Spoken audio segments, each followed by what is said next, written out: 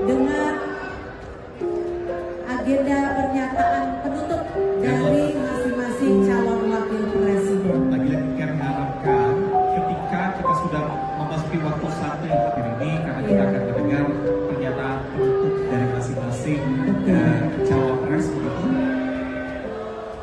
Tadi tetap juga kita tahu Gibran menghafal, itu masalahnya kan gak ada yang otentik di situ kan.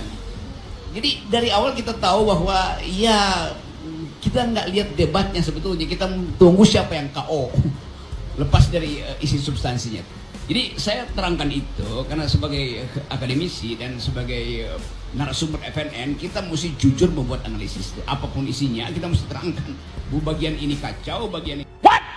Indonesia tanah air beta pusaka abadi nan jaya.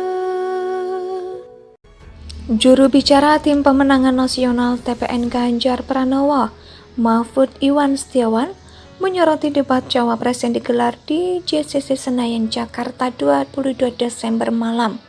Iwan memberikan penilaian terhadap penampilan ketiga cawapres tersebut. Menurutnya, dalam debat tersebut Mahfud MD tampil lebih baik dan unggul daripada kedua lawan debatnya, terutama terkait kontekstual dalam pemaparan visi dan program kerjanya.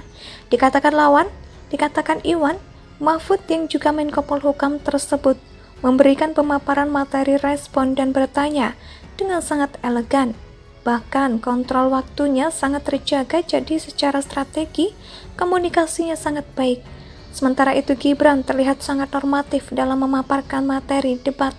Bahkan terlihat seperti hafalan, terlihat dari merespon pertanyaan yang kadang tidak nyambung. Oleh karena itu, ia memberikan penilaian kepada dua lawan debat Mahfud.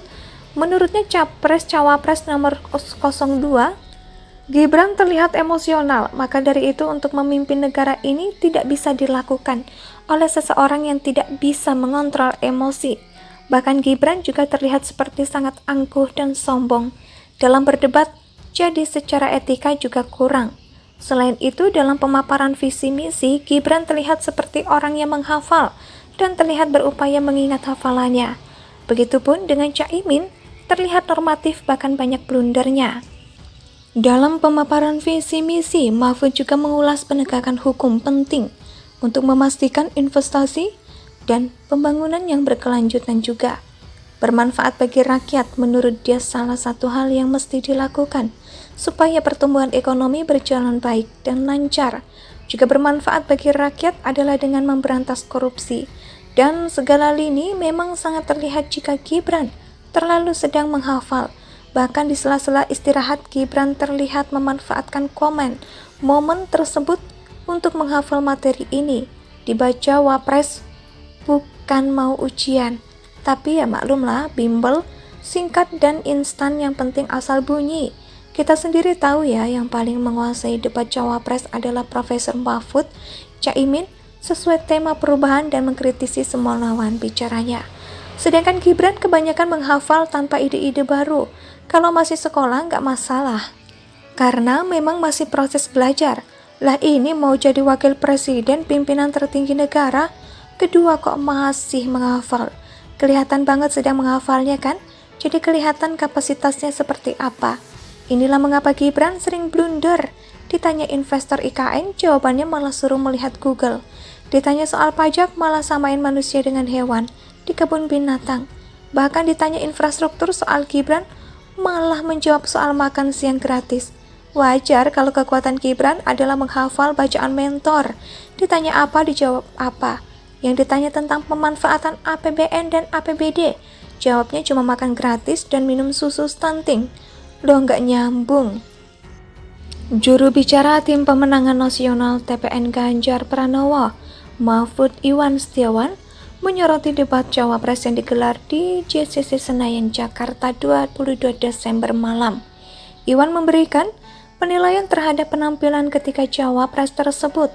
Menurutnya, dalam debat tersebut Mahfud MD tampil lebih baik dan unggul daripada kedua lawan debatnya, terutama terkait kontekstual dalam pemaparan visi dan program kerjanya.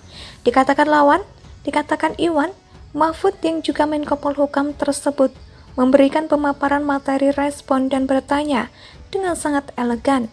Bahkan kontrol waktunya sangat terjaga, jadi secara strategi komunikasinya sangat baik. Sementara itu Gibran terlihat sangat normatif dalam memaparkan materi debat.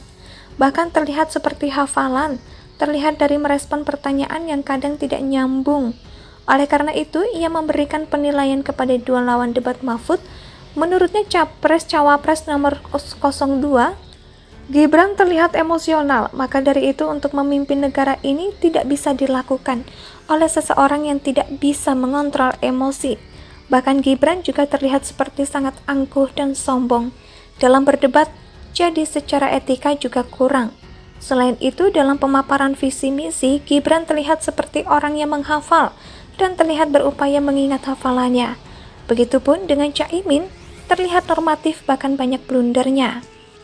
Dalam pemaparan visi misi, Mahfud juga mengulas penegakan hukum penting untuk memastikan investasi dan pembangunan yang berkelanjutan juga bermanfaat bagi rakyat. Menurut dia salah satu hal yang mesti dilakukan supaya pertumbuhan ekonomi berjalan baik dan lancar juga bermanfaat bagi rakyat adalah dengan memberantas korupsi.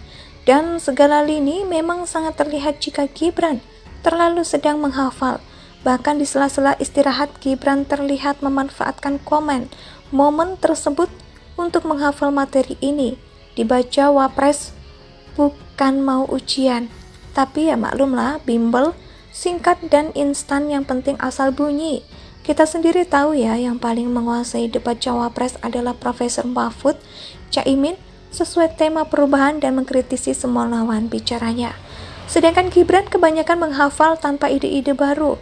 Kalau masih sekolah nggak masalah, karena memang masih proses belajar. Lah ini mau jadi wakil presiden, pimpinan tertinggi negara, kedua kok masih menghafal. Kelihatan banget sedang menghafalnya kan? Jadi kelihatan kapasitasnya seperti apa. Inilah mengapa Gibran sering blunder. Ditanya investor IKN, jawabannya malah suruh melihat Google. Ditanya soal pajak, malah samain manusia dengan hewan di kebun binatang. Bahkan ditanya infrastruktur soal Gibran, malah menjawab soal makan siang gratis. Wajar kalau kekuatan Gibran adalah menghafal bacaan mentor. Ditanya apa, dijawab apa. Yang ditanya tentang pemanfaatan APBN dan APBD, jawabnya cuma makan gratis. Indonesia sejak dulu kala tetap dipuja-puja bangsa.